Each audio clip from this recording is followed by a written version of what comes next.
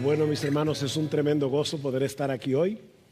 He tenido la oportunidad de estar varias veces predicando en el retiro que se hace en Jarabacoa y como decía José, ciertamente le falta su encanto el estar aquí en Santo Domingo, pero nosotros tenemos lo más importante, sea aquí en Jarabacoa, donde sea, y es que vamos a poder exponernos a la palabra de Dios. Y nada es más importante que eso. Ahora, solo quería dar un aviso antes de ir a nuestro texto. Lo pueden ir viendo. Primera de Pedro, capítulo 3, es el pasaje que vamos a estar exponiendo en esta tarde, en esta noche. Y es el hecho de que yo no soy uno de los organizadores. Así que una foto conmigo vale cero. Nada. Nada.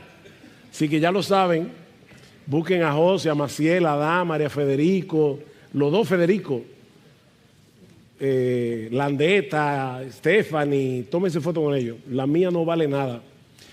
Bueno, vamos a Primera de Pedro capítulo 3 y vamos a leer a partir del versículo 13, vamos a llegar hasta el versículo 16 y dice así la palabra del Señor: ¿y quién os podrá hacer daño si demostráis tener celo por lo bueno? Pero aun si sufrís por causa de la justicia, dichosos sois o bienaventurados sois, y no os amedrentéis por temor a ellos ni os turbéis, sino santificad a Cristo como Señor en vuestros corazones, estando siempre preparados para presentar defensa ante todo el que os demande razón de la esperanza que hay en vosotros, pero hacedlo con mansedumbre y reverencia, teniendo buena conciencia, para que en aquello en que sois calumniados sean avergonzados los que difaman vuestra buena conducta en Cristo. Muchos creyentes tienen la idea, y yo creo que la idea equivocada, de que para ser un buen evangelista, y José hablaba algo de eso hace un momento, nosotros tenemos que ser capaces de responder casi todas las preguntas, todas las inquietudes que nos plantean los incrédulos en contra del cristianismo. Muchos piensan que es necesario estar al día con todos los movimientos filosóficos, los cambios que se van produciendo tan rápidamente en nuestra sociedad en cuanto a los valores morales, a los valores intelectuales. Perdón. ¿Te gustaría ser una de esas personas que difícilmente puede ser ridiculizada por un inconverso? Por la capacidad que tienes de responder con argumentos bíblicos difíciles de rebatir. En la década de los 70, durante mi adolescencia, cuando yo no era creyente, me encantaban las películas de Bruce Lee, aunque usted no lo crea. ¿Saben quién es? Todos los que saben quién es Bruce Lee, levanten la mano. Porque mi esposa me dijo, ¿y tú crees que ellos van a saber quién es Bruce Lee? Yo creo que sí. Pero nos encantaba a mí y a mis hermanos ir a ver películas de Bruce Lee, el gran maestro de artes marciales, creador en los 70s del Jeet Kune Do. Y casi todas las películas de Bruce Lee comenzaban de esta manera. Los que han visto a Bruce Lee saben que él era bajito, flaquito, y entonces las personas como que no lo tomaban muy en serio. Hasta que de repente Bruce Lee comenzaba a defenderse de todo el mundo con puños, patadas y sobre todo, que era la parte que más me gustaba, con los palitos chinos o los nunchakus, y era prácticamente invencible. Bueno, ya cuando yo me convertí al Señor, y en esos momentos, mañana vamos a hablar un poco de mi testimonio, pero cuando me convertí al Señor ya ahí a los 17, casi 18 años, y en esos momentos en que uno sueña despierto, muchas veces yo me imaginaba como un creyente tipo Bruce Lee. Es decir, armado con mis nunchakus o palitos chinos, de argumentos bíblicos, argumentos filosóficos, enfrentando a todos mis oponentes y dejándolos sin defensa. Mis hermanos jóvenes, el Señor nos dejó la encomienda de hacer discípulos de todas las naciones, sin importar la época, sin importar la cultura que nos haya tocado vivir. Ahora, ¿cómo nosotros vamos a hacer eso de una forma eficaz. Bueno, esa es una de las inquietudes que los cristianos han tenido que enfrentar a lo largo de toda la historia de la iglesia, no solamente ahora en el siglo XXI. Como bien señala el teólogo y apologista Alistair McGrath, cada generación de cristianos ha tenido que tratar con estas mismas inquietudes de un modo u otro, y él enumera algunas de estas inquietudes. Por ejemplo, ¿cómo puede alguien hacer justicia a la emoción, la alegría y la maravilla del evangelio cristiano? ¿Tengo yo la capacidad de poder presentar el evangelio de esa forma? ¿O cómo podemos responder eficazmente a las preguntas que nuestra cultura se hace sobre Dios o a las objeciones que plantea la fe? ¿Cómo pueden los cristianos explicar su fe en términos que tengan sentido para la gente de fuera de la iglesia, no solamente aquí adentro? ¿O cómo podemos contrarrestar los malos entendidos o las falsas representaciones de la fe cristiana? Los cristianos son machistas, o los cristianos son anti-gay, o son homofóbicos. ¿Cómo nosotros podemos en una forma eficaz enfrentar todas esas tergiversaciones? Bueno, estas son algunas de las interrogantes que vamos a estar respondiendo en este retiro, y como ya se explicó a lo largo de todo este año durante las reuniones del Ministerio de Jóvenes Adultos o el MJA. La buena noticia es que la gran comisión de nuestro Señor contiene también una promesa sumamente alentadora. ¿Cuál es esa promesa? He aquí, yo estoy con vosotros todos los días hasta el fin del mundo. Miren, a veces yo voy a estar haciendo preguntas y no son retóricas, yo espero que ustedes las respondan. Ok, he aquí, yo estoy con vosotros todos los días hasta el fin del mundo. Él no nos ha dejado solos, Él no nos ha dejado sin recursos para llevar a cabo esta tarea, sino que nos ha dejado su Espíritu Santo, nos ha dejado su palabra para que nosotros podamos defender, para que nosotros podamos proclamar nuestra fe. Nosotros somos la sal de la tierra, nosotros somos la luz del mundo, dice el Señor en Mateo capítulo 5. Los cristianos estamos en el mundo para beneficio del mundo, para salar y alumbrar a un mundo que se corrompe, a un mundo que está en tinieblas. Y es en ese contexto que entra en juego la labor apologética. Esta palabra viene del griego apología. Lamentablemente para muchas personas apología es pedir disculpas. No estamos hablando de pedir disculpas. Es una palabra que usa Pedro en el pasaje, en Primera de Pedro capítulo 3 versículo 15, y se traduce como defensa. Alguien ha definido la apología, y esta sí yo quiero que se la aprendan de memoria, porque se lo voy a estar preguntando una y otra vez a lo largo de este retiro. En una forma muy simple, apología es saber lo que creemos, por qué lo creemos y cómo comunicarlo de una manera eficaz. Está simple.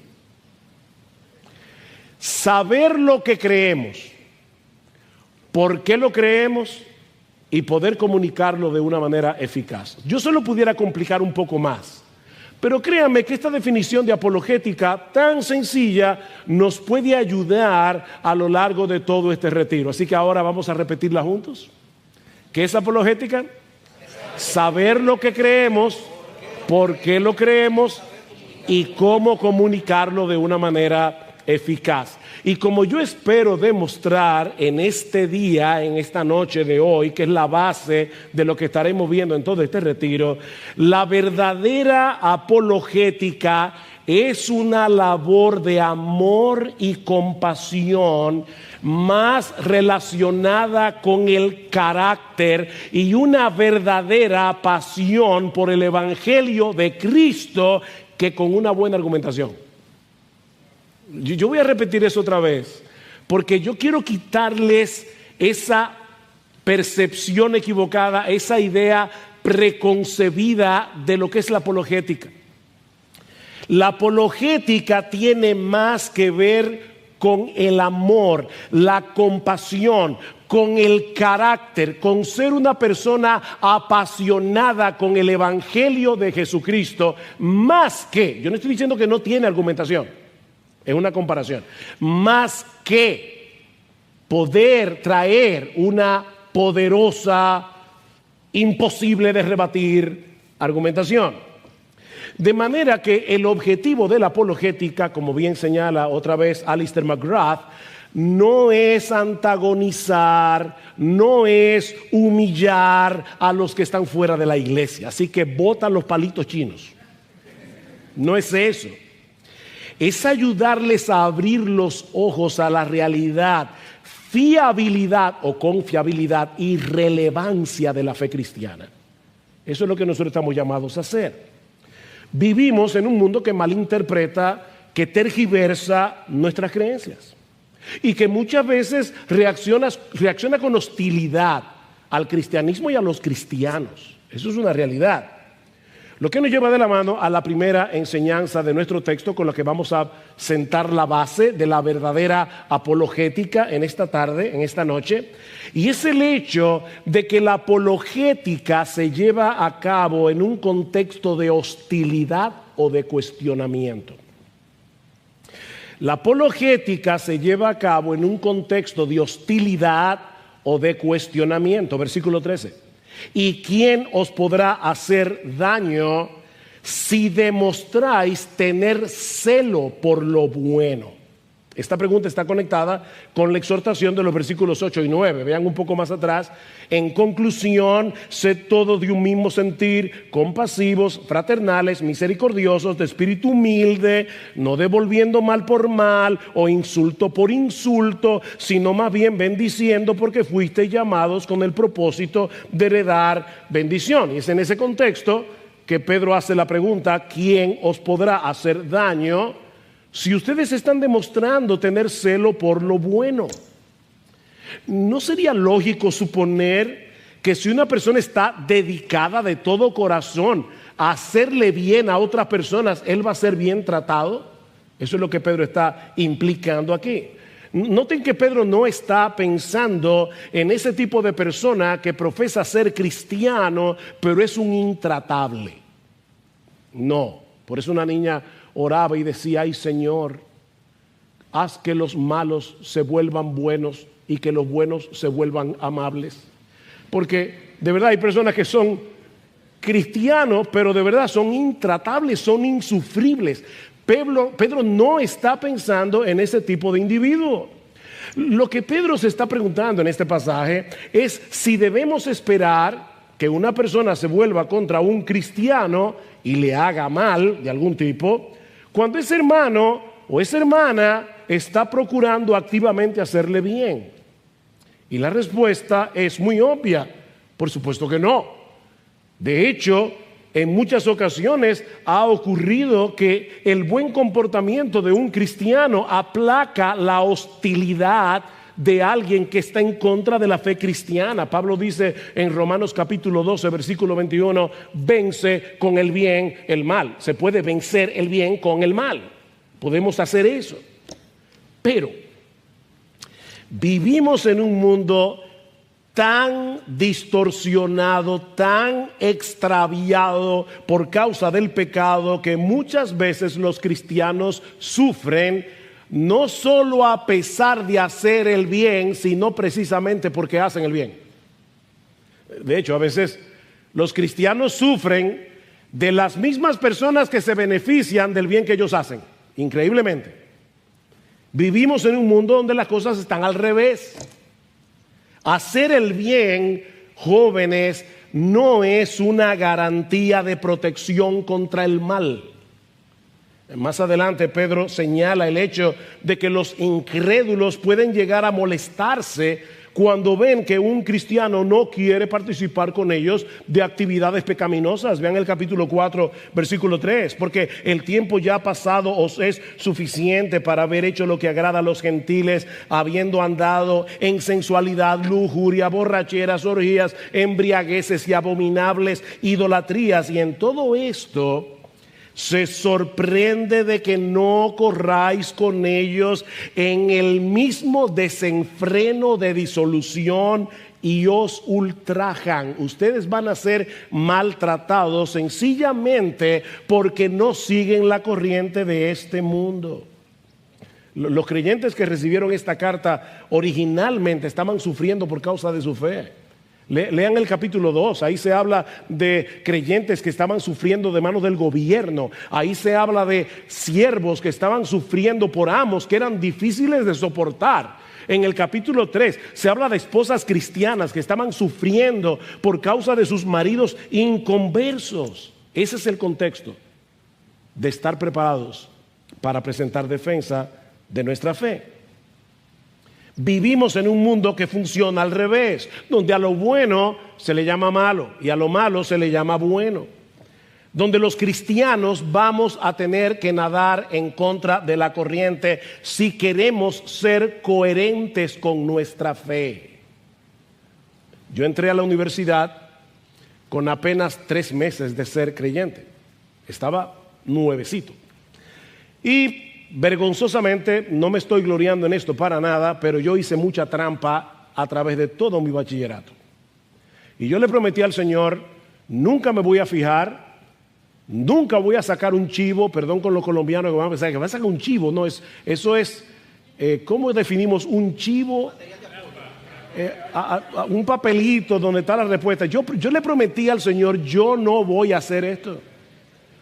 Eso es bueno, ¿verdad? O sea, yo quiero ser honesto y debo decirte, ¿verdad?, que por la gracia y la misericordia del Señor, yo cumplí mi promesa durante todo el tiempo que estuve en la universidad. Nunca me fijé, nunca saqué un chivo,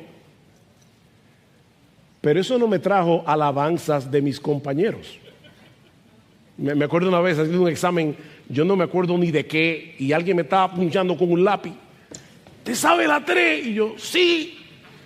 ¿Cuál es? No te la voy a decir. Trágatela, me dijo. Lo cierto es que no esperemos aplausos. ¡Qué bien! No, eso es lo que Pedro está diciendo. No esperen que los impíos los aplaudan cada vez que ustedes hacen algo bueno, porque este mundo funciona al revés. Pero no solo vamos a toparnos con personas que son hostiles a nuestra fe, también vamos a toparnos con personas que ignoran o tergiversan o cuestionan lo que creemos. De ahí la exhortación a estar siempre preparados para presentar defensa ante todo el que demande razón de la esperanza que hay en vosotros. Hermanos, no todo el que cuestiona nuestro cristianismo lo hace con una mala intención. Hay personas que tienen preguntas sinceras acerca de nuestra fe. ¿Y qué debemos hacer? Debemos estar dispuestos, debemos estar preparados para darles una respuesta. Porque ¿saben qué? Tal vez Dios ya está obrando en esa persona. Tal vez Dios está inquietando a esa persona, pero tiene todavía muchas dudas. Todavía esa persona no entiende todo y nosotros debemos ser pacientes, debemos ser mansos a la hora de tratar con ellos y tratar con sus inquietudes. Es en ese contexto que surge la necesidad de una buena apologética. Así que lo primero que hemos visto, según Pedro, es que la apologética surge en un contexto de hostilidad y de cuestionamientos. Pero en segundo lugar, Pedro también nos enseña que la apologética está íntimamente relacionada con nuestra lealtad a Cristo.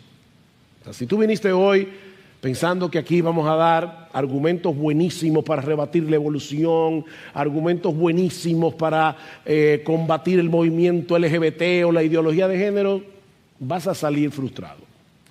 Porque de lo que vamos a hablar aquí es de nuestra lealtad a Jesús. La apologética está íntimamente relacionada con nuestra lealtad a Cristo. Versículo 14.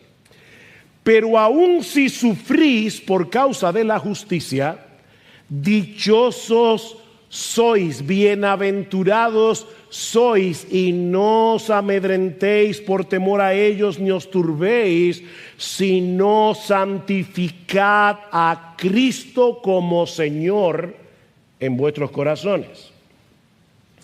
El razonamiento de Pedro en el versículo 14 parece ser algo como esto. Los cristianos somos seguidores de Jesús, ¿no es así? Nosotros vamos tras las pisadas de Jesús. Y Él fue aborrecido por el mundo incrédulo, a pesar de que dice en Hechos capítulo 10, versículo 28, que el Señor se pasó la vida entera haciendo el bien. Nosotros seguimos a un Señor que dedicó su vida a hacer el bien y el mundo lo clavó en una cruz. De manera que los cristianos no podemos esperar un trato diferente. Cuando eso suceda, debemos tenernos por personas bienaventuradas, porque eso quiere decir que la gente nos está identificando con Jesús. Esa es la bienaventuranza. Mateo 5.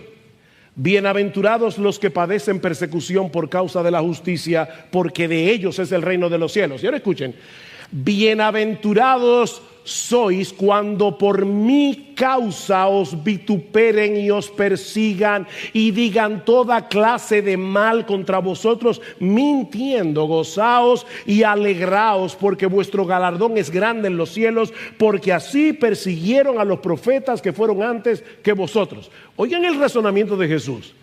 ¿Con quién identificaban los hombres de la antigüedad a los profetas? Con Jehová de los ejércitos. Él está diciendo, ahora los hombres de este mundo los van a identificar a ustedes conmigo, porque yo soy el Dios encarnado. Y ustedes van a sufrir ahora por su identificación con mí. Bienaventurados sois cuando por mi causa os vituperen, os persigan, cuando digan toda clase de mal contra vosotros, mintiendo. Gócense y alégrense, dice el Señor. ¿Por qué? Porque somos masoquistas. Porque nos gusta sufrir.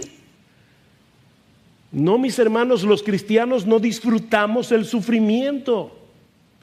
Lo que el Señor está enfatizando aquí, lo mismo que Pedro en su carta, es la implicación de ese sufrimiento. Ese es el precio que nosotros tenemos que pagar por nuestra lealtad a Jesús.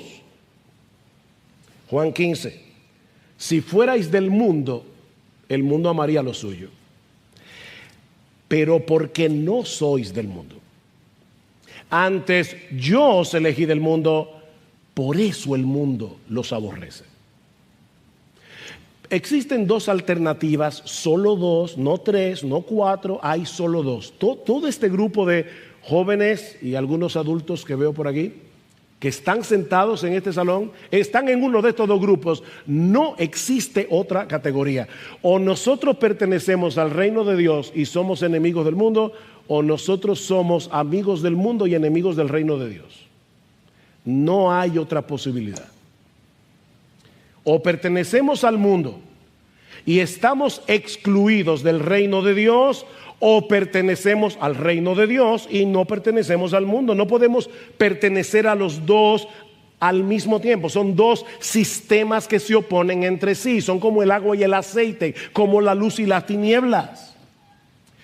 Ahora, esto de primera impresión parece un problema. Vamos a tener dificultades en este mundo caído, pero realmente es una oportunidad siempre que mantengamos nuestra lealtad a Jesús a toda costa. Vean otra vez la mitad del versículo 14. Y no os amedrentéis cuando estén sufriendo por su identificación con Jesús. No os amedrentéis por temor a ellos, ni os turbéis. Literalmente el texto dice, no le teman a su temor y no se agiten. No le teman a su temor, no le teman a su intimidación. Y es interesante que Pedro está citando aquí un pasaje que se encuentra en el capítulo 8 de Isaías. Resulta que en los días del rey Acaz, en los días que vivió Isaías, Asiria amenazó al reino de Judá, al reino del sur, en Israel. Así que Siria y Samaria, otras dos naciones, temerosos de sufrir las consecuencias de la invasión a Siria, le piden a Acaz que se alíe con ellos. Y resulta que Acaz les dice que no, que él no va a tener ninguna alianza ni con Siria ni con Samaria. Entonces ahora el problema se le complica, porque Siria y Samaria dicen, pues entonces nosotros también vamos a invadir a Judá. ¿Qué hace el rey Acaz? Irónicamente busca ayuda de los asirios, la primera nación que quería invadirlos. Yo no sé si se están perdiendo con tantas naciones. Primero, ¿quién quería invadir a Judá? Asiria. ¿Quiénes tuvieron miedo de la invasión? Siria y Samaria. ¿Qué le piden Siria y Samaria a Acaz? Alíate con nosotros. Él se niega. Ahora Siria y Samaria quieren atacar a Judá. Y están más cerca porque están al lado. Entonces, ¿qué hace Acaz? ¿Pedirle ayuda al Señor? No. Le pide ayuda a Siria. Y ahí es donde Isaías tiene que decirle, no te alíes con los paganos. ¿Sabes por qué? Porque cuando tú tienes temor de lo que los paganos te pueden hacer, al final de cuentas vas a terminar comprometiendo tu fe. Vas a terminar comportándote como ellos. Jóvenes, vamos a hacer aquí un ejercicio de honestidad. ¿Qué le sucede a un creyente cuando en la universidad, en el trabajo, deja de confiar en el Señor y se deja atrapar por el temor a los hombres? Lo que va a suceder es que va a ser tentado a sacrificar sus convicciones para no meterse en problemas, ¿no es así? La desconfianza en el Señor produce cobardía. Y la cobardía produce desobediencia. Otra vez, no pude dejar de pensar, recordar, cuando era un nuevo creyente y acababa de entrar a la universidad. Oye, qué difícil resultaba decidir actuar como un cristiano y no dejarme arrastrar por la corriente. Aquí hay un grupito de amigos haciendo chistes indecentes.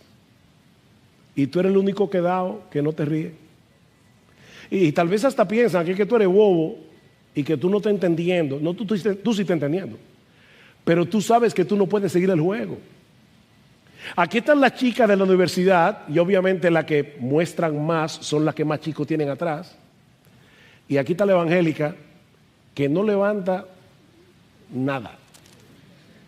Entonces ahí comienza el problema. O sea, ¿qué hago? Comprometo mis valores y sobre todo cuando comienzan a atacarte.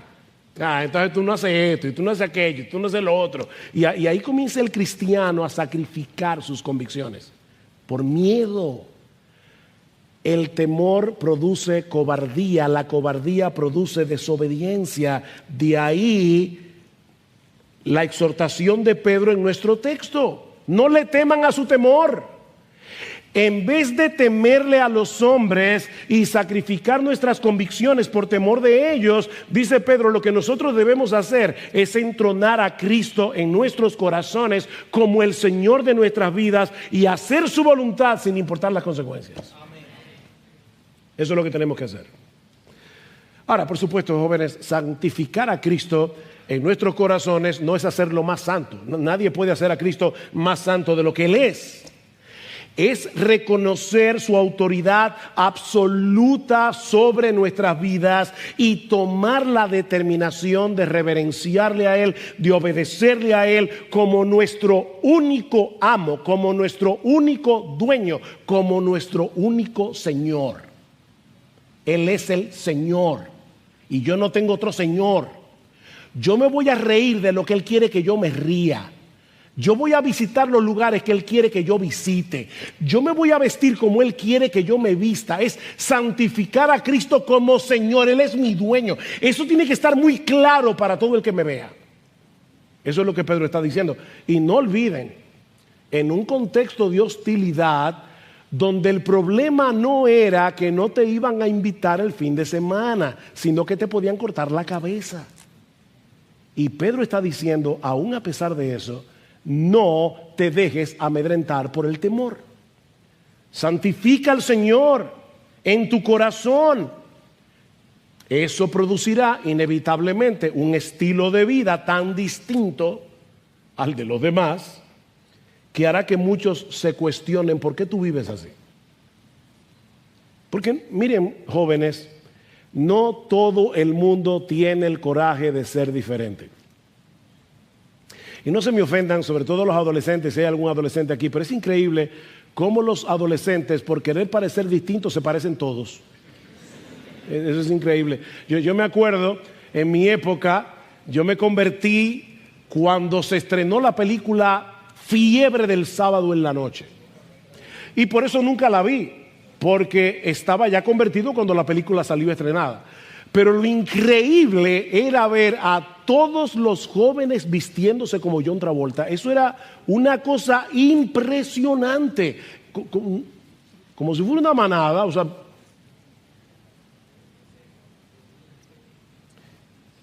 no todo el mundo tiene el coraje de ser diferente.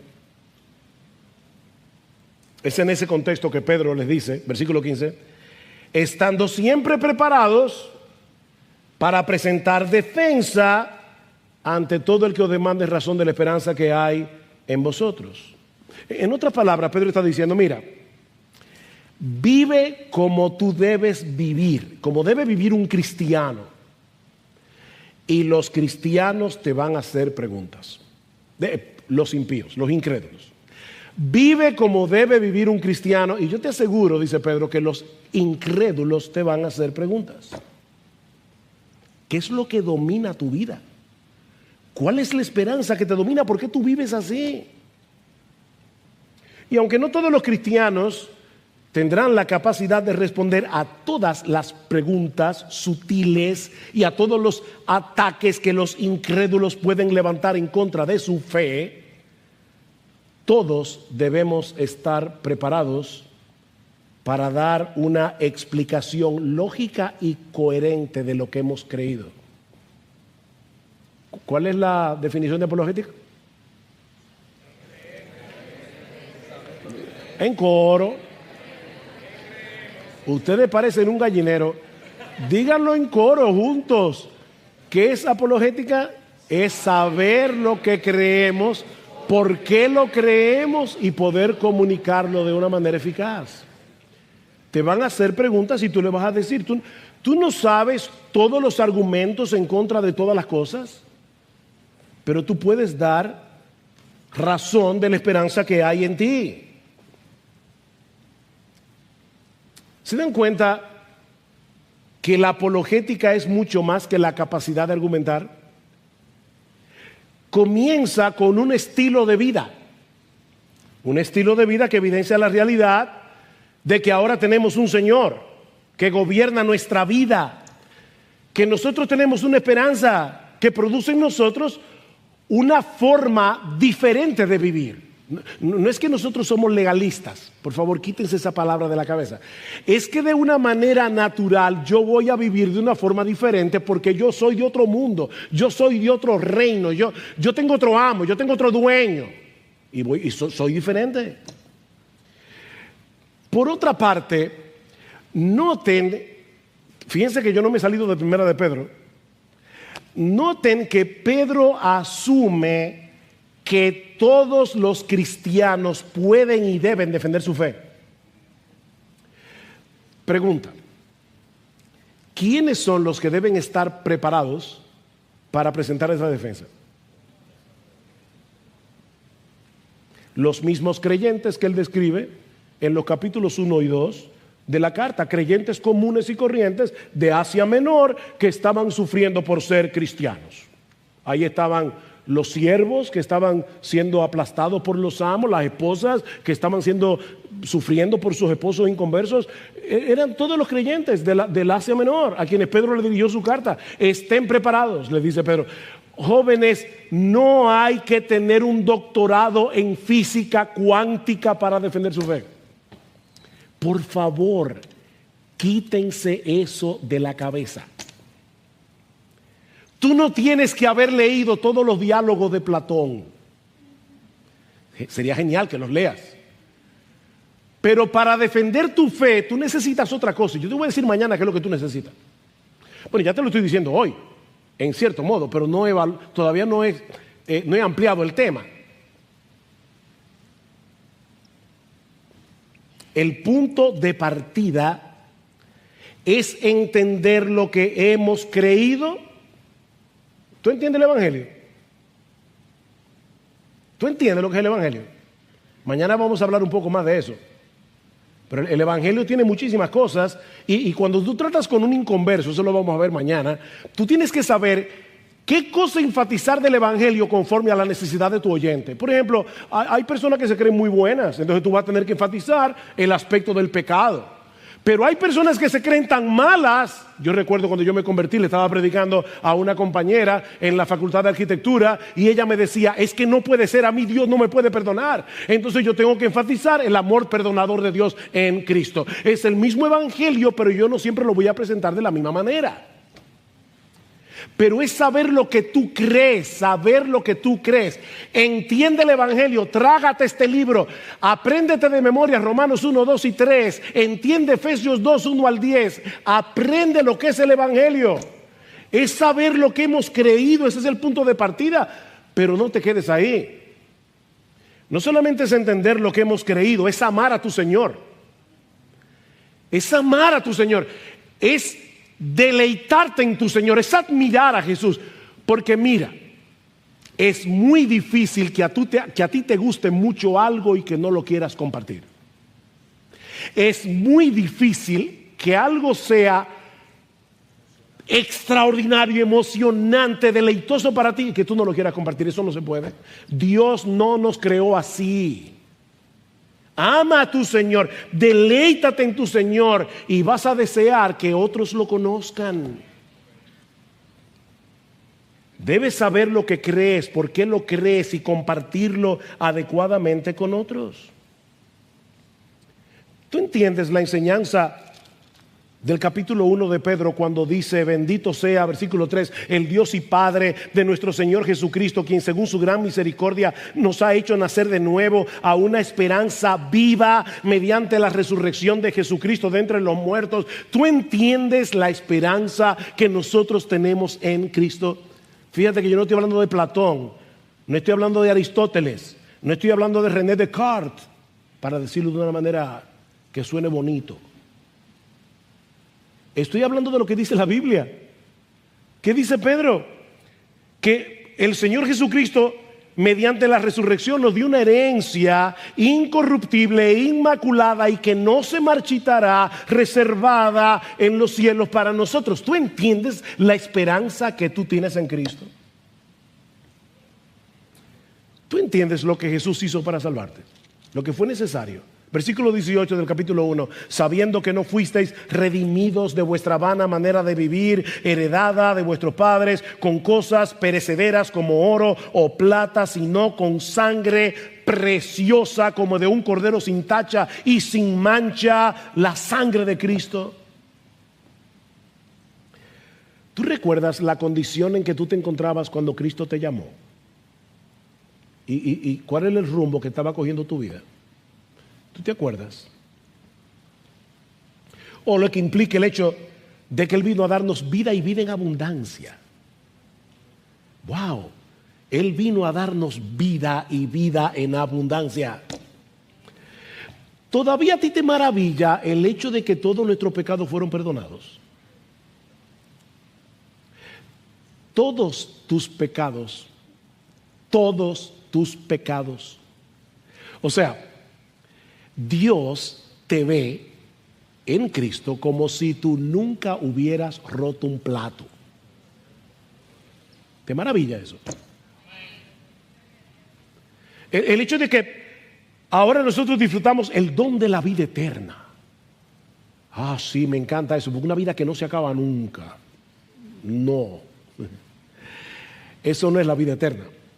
Y esta es la vida eterna, que te conozcan a ti, el único Dios verdadero, y a Jesucristo a quien has enviado. La vida eterna se define en la Escritura en términos de una relación, no de tiempo. Es el hecho de conocer a Dios en Cristo, es tener relación con Dios, el Padre en Cristo, por medio de su Hijo. Para los incrédulos debe ser muy evidente que nosotros tenemos un gran Salvador y que tenemos una poderosa esperanza. Una esperanza que nos permite vencer todos los obstáculos.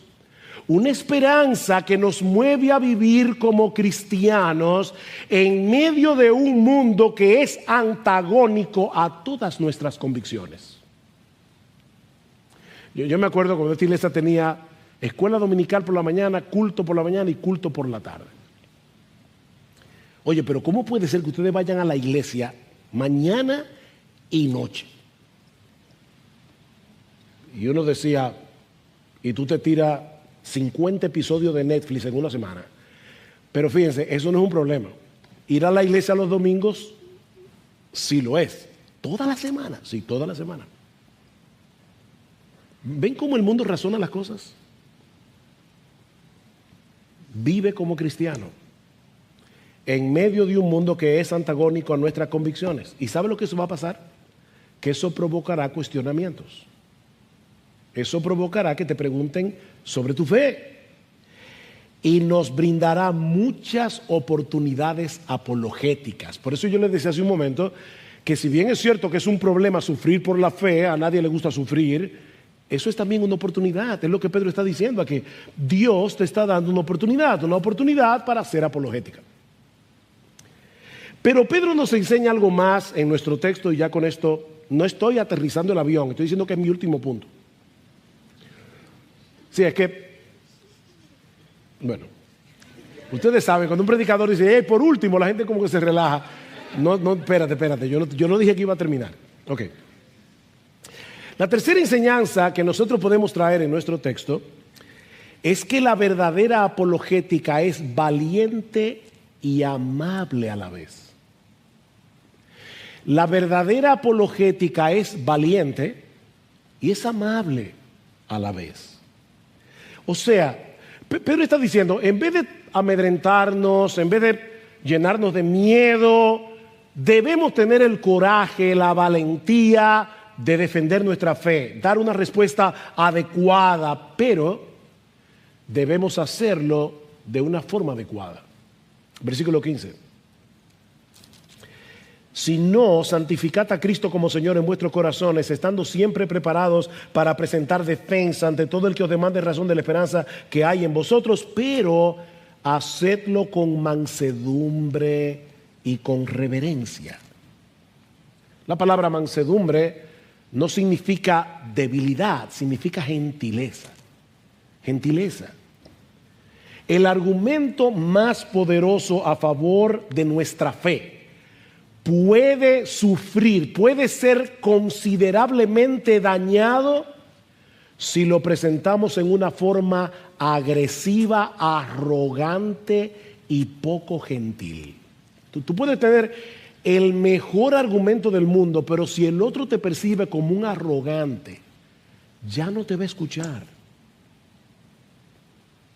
Y esa es una tentación que los creyentes debemos resistir todo el tiempo cuando nos vemos en la necesidad de defender nuestra fe.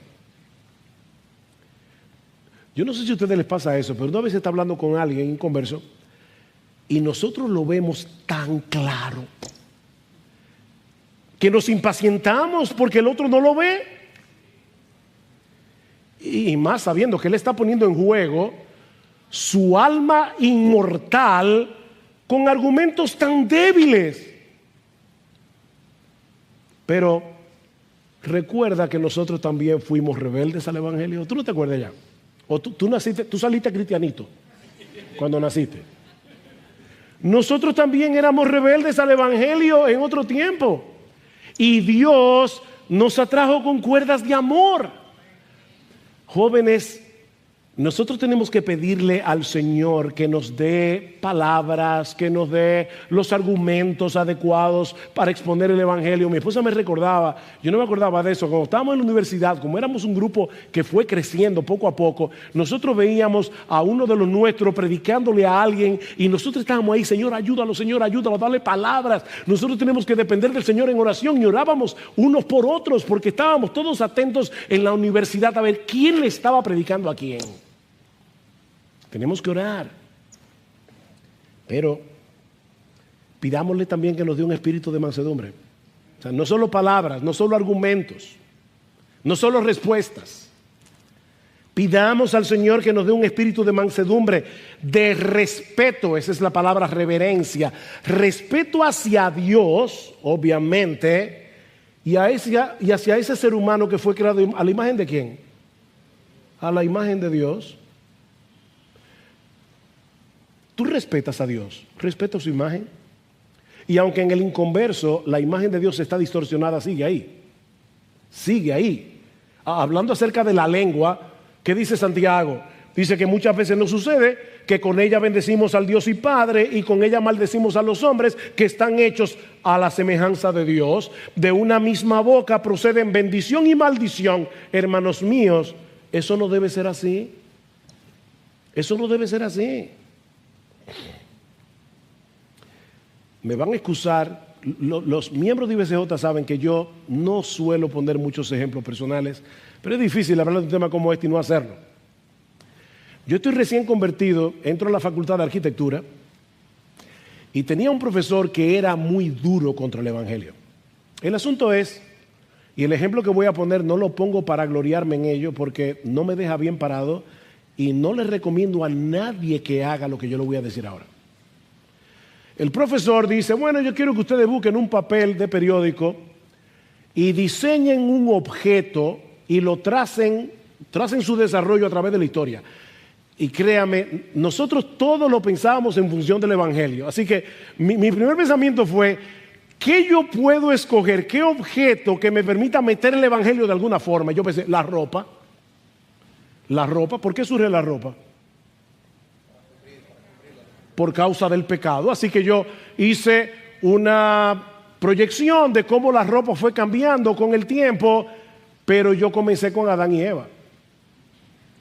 Así que yo no pude literalmente pasar la clase entera de la primera gráfica. Porque me estaban preguntando, ¿y tú crees en Adán y Eva? Digo, sí, yo creo que la Biblia es la palabra de Dios y la Biblia dice que los primeros padres de la humanidad se llamaban Adán y Eva.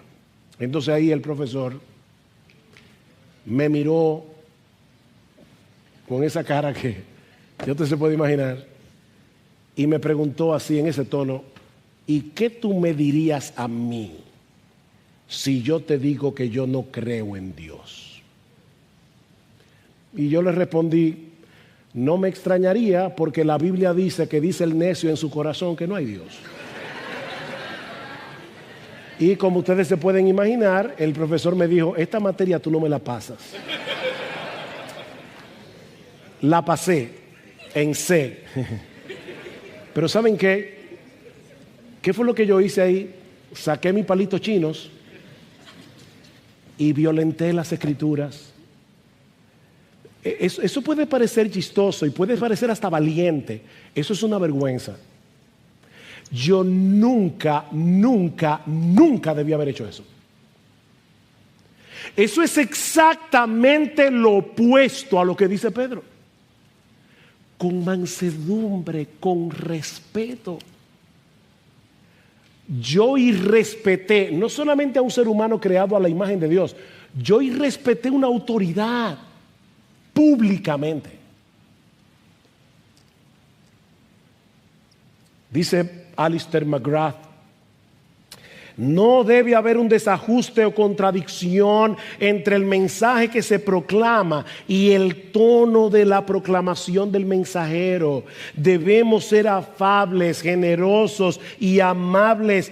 Si el Evangelio va a causar dificultades, que la va a causar, pero si el Evangelio va a causar dificultades, debe ser por la naturaleza y el contenido del Evangelio, no por la forma en que lo proclamamos. En otras palabras, otra vez, deshazte de una vez por todas de tus palitos chinos. Y en dependencia del Espíritu Santo, sigue creciendo a la imagen de tu Salvador. Porque tu carácter es imprescindible en tu labor apologética. Tu carácter no está divorciado de tu labor apologética. Por eso Pedro sigue diciendo, teniendo buena conciencia. Versículo 16. Para que en aquello en que sois calumniados, sean avergonzados los que difaman vuestra buena conducta en Cristo. ¿Qué es lo que hace poderoso el argumento? Tu carácter, tu carácter. La conciencia es ese mecanismo, ¿verdad?, que Dios ha puesto en el corazón de todo hombre y que pasa juicio a cada una de nuestras acciones. Vivir con una buena conciencia no es lo mismo que vivir sin pecado, porque aquí nadie vive sin pecado. No es lo mismo que ser perfecto, pero es vivir en integridad. Eso es una buena conciencia. El creyente que tiene una buena conciencia es aquel que procura vivir a la luz de la voluntad revelada de Dios que él conoce. ¿Y saben lo que hace ese creyente cuando falla? Él pide perdón, él se arrepiente delante de Dios, y si le faltó a alguien también le pide perdón. Es una persona que vive en integridad. ¿Y cuál será el resultado de esa conducta ante los incrédulos? Dice Pedro que probablemente muchos sean avergonzados cuando la falsedad de sus acusaciones sean evidenciadas por la buena conducta de ese cristiano, y hasta es posible que algunos de ellos vengan humillados a los pies de Cristo en arrepentimiento y fe. Es posible que eso pase. Capítulo 2, versículo 12. Miren lo que dice Pedro: mantened entre los gentiles una conducta irreprochable, a fin de que en aquello que os calumnian como malhechores, ellos por razón de vuestras buenas obras, al considerarlas, glorifiquen a Dios en el día de la visitación. Ellos los están acusando, ustedes están reaccionando correctamente, están reaccionando como cristianos, y quién sabe lo que el Espíritu Santo puede hacer en la vida de ese incrédulo. O que el Señor nos permita reaccionar como cristianos cuando tengamos que sufrir por causa de la justicia. Porque de ese modo nuestra fe será fortalecida, nuestro carácter será pulido, y aún es posible que algunos sean inquietados al ver tu reacción. ¿Por qué esta persona reacciona así? Y sean movidos a cuestionar sobre la esperanza que hay en ti. Eso te brindará una excelente oportunidad de responder, de compartir con ellos el mensaje del Evangelio, que es poder de Dios para salvación, como veremos mañana, que vamos a ver en la segunda tanda, en la segunda conferencia, apologética y evangelismo. Queridos jóvenes, una de mis oraciones esta semana ha sido que el Señor de verdad traiga un avivamiento en medio nuestro. Un avivamiento. Allá afuera hay un mundo que perece en sus pecados. Gente que va camino al infierno y no lo sabe. Y nosotros tenemos